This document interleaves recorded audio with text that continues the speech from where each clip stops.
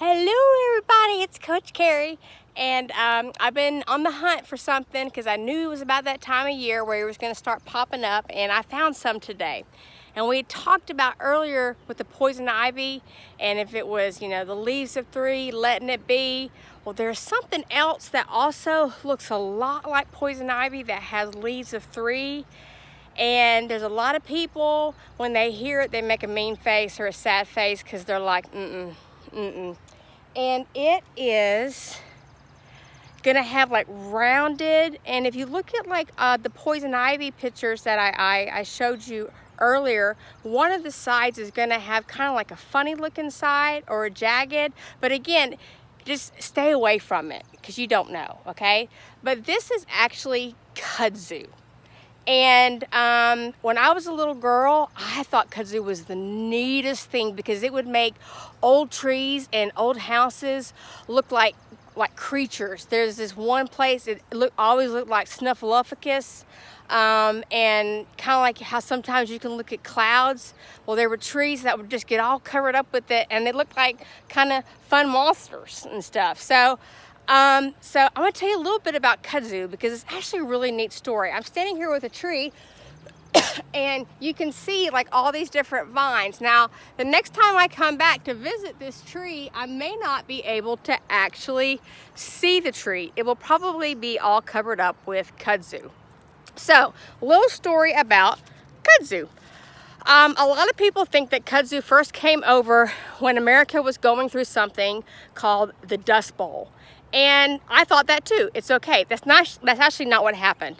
There was a big party up in Philadelphia in 1876. It was the 100th year party of 1776. It was America's birthday, 100 years. Woo! Happy birthday, America. That'll be another story because actually in 1776, some documents got signed, but that wasn't when like everybody left and everything was all peaceful. That's another story. But anyway, so in 1876, there was this big old party up in Philadelphia, and everybody's like, wow, we're just gonna all get together. And there was a guy there named Alexander Graham Bell, and he had an idea for this thing called a telephone. And there was another guy there that had an even bigger invention than the phone, and his name was Mr. Hines. Obviously, ketchup, bigger than phones. And they had all kind of neat people there with all these different ideas and things that they were bringing in.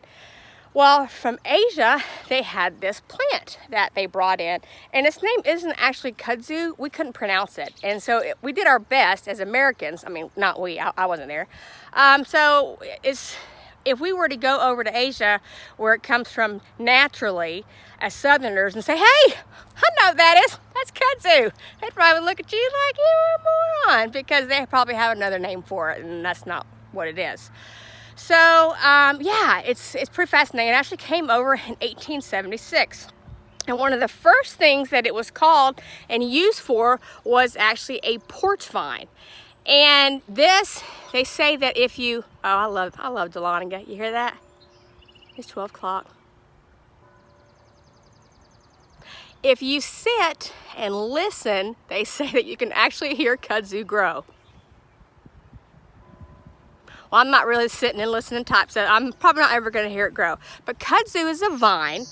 It is actually a part of the pea family, and it is a legume family. And this thing will take off, and it can grow a foot a day. So back in the late 1800s or early 1900s, a lot of people didn't have AC units. They didn't have fans. So if you had a big porch where everybody, after they worked all day, they would go sit on the porch with their lemonade, telling stories. They would have this vine growing all over the porch, and it would give them shade. So it was great, and it grew just about everywhere. It was awesome. They're like, give me some of that kudzu. So it was kind of taken off. Everybody wanted them some kudzu. Wouldn't that be funny if this was actually poison ivy and the whole time I had like my face up on it? It wouldn't be funny, but anyway, so yes, that is, at the end of the 1800s. So kudzu is starting to be introduced, but it's more of like, it's used on people's porches. It's giving them some shade. It also has a beautiful flower that it makes.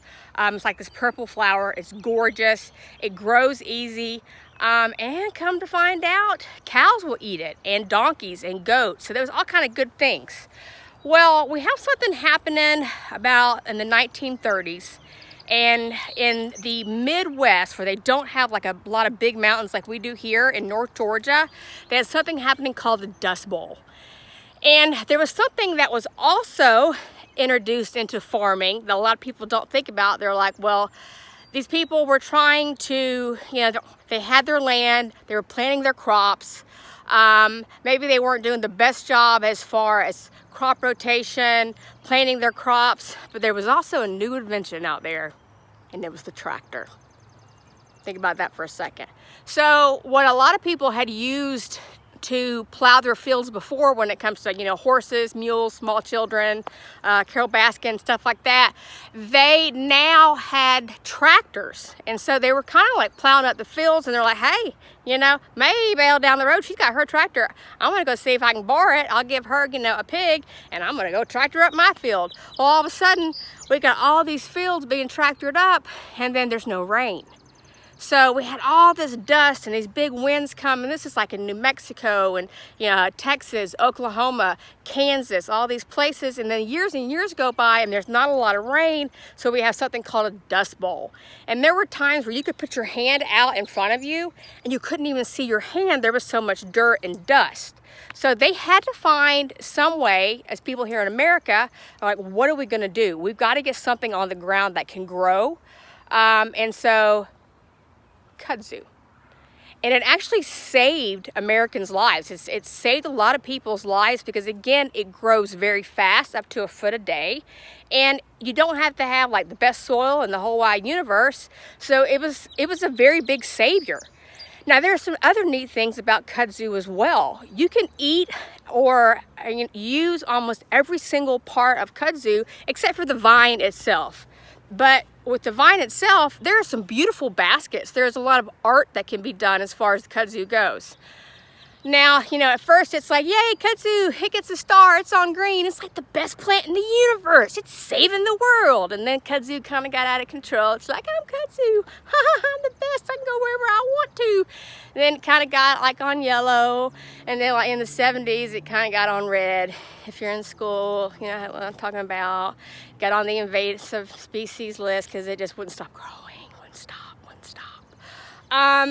So now it's on the not so nice list, but if you were like to look on Amazon, you can buy like kudzu root and all different types of things that has to do with kudzu. In Asia, it is still one of the top 50 things used in Chinese medicinal medicine. There are a lot of things that kudzu root especially is used for when it comes to different types of medicines. And if you look it up, it is truly fascinating.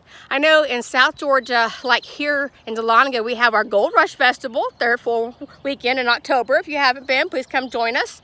They have a kudzu festival, and they have like kudzu pie and kudzu ice cream and kudzu ice cream, like I just said that because I like ice cream a lot, and I'm gonna say it again, kudzu ice cream, and kudzu bubble gum, and they make all kind of different things with kudzu. And again, you can do baskets. There are a lot of things that kudzu can do. So yes, I know kudzu kind of takes over everything. There's my alarm to take my medicine. I've already taken it today. So yeah, so when you see it, you can make a face because it's probably about to take over something. But know that it is also one of the first things to leave. It is very temperature, I don't know what the word is, sensitive. The very first frost that we have, as soon as it gets, and it doesn't have to be like a true frost at like 32. We can have like a frost around 37, but the very first time that we have a real frost, all the kudzu will be dead, gone. And then when we have our temperatures around like 70 or 80, you'll see it starting to come back. Yes, it'll take over, it'll smother things, it'll kill things, but like a lot of people have their donkeys, and they'll rent them out to people who go that have like too many fields of kudzu. But yes, I've been looking for it. It does have leaves of 3. Please don't confuse this with poison ivy. That's not a good thing. No, let's not do that. But it does have a neat history, like I said, and it is not from the United States, but we did need it. It did save us very much when it comes to the 1930s and during the Dust Bowl when we needed help, when we kind of tore up the land and we didn't have enough rain to help us out. The kudzu vine helped us out. So, you know, thank you very much. Again, I hope I'm not making a big mistake because I am not a certified plant person. Anyway, but I do like research and stuff. So yes, and if you are at home and you have too much of it, you're gonna need to find the base of it and actually like kill it. Just get your machete and do your best to kill it, you know, like chop it at the base if you're trying to get rid of it. But again, it's used in a lot of medicines. It has a lot of good things that it can do. And there are people that actually make like kudzu leaf salads. So anyway, that is our lesson for today, is kudzu. And maybe the next time I'm up here working, I will look at this tree and we'll see if we can see it or if it's just gonna be a kudzu tree. But I love y'all. Give yourself a hug. It's gonna be a great day. Love you. Coach Carrie, giving you some love. Bye.